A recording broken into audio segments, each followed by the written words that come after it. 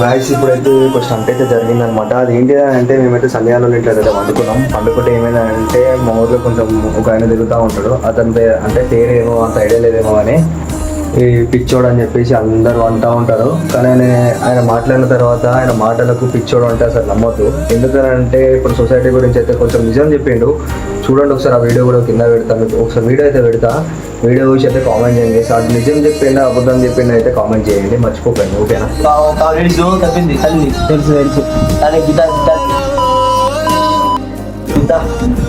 తల్లి నమాజ్ మో తన్పీస్ లేడు చెప్తారు. తల్లి నమాజ్ మో తన్పీస్ లేడు చెప్తారు. ప్రేమించారు అని చెప్పి ఇన్స్టాగ్రామ్ లో పరిచయం అయిందని చెప్పి చంపారు కదా. అదే అదే అదే అదే ఇప్పుడు ఈయననే పిచ్చోడు అన్న వాళ్ళని మనం పిచ్చోడు అనాలి. ఎందుకంటే చూసిన అంత తాగి ఉన్న అంత వేసినా అని ఇంత కరెక్ట్గా మాట్లాడిందో చూడండి.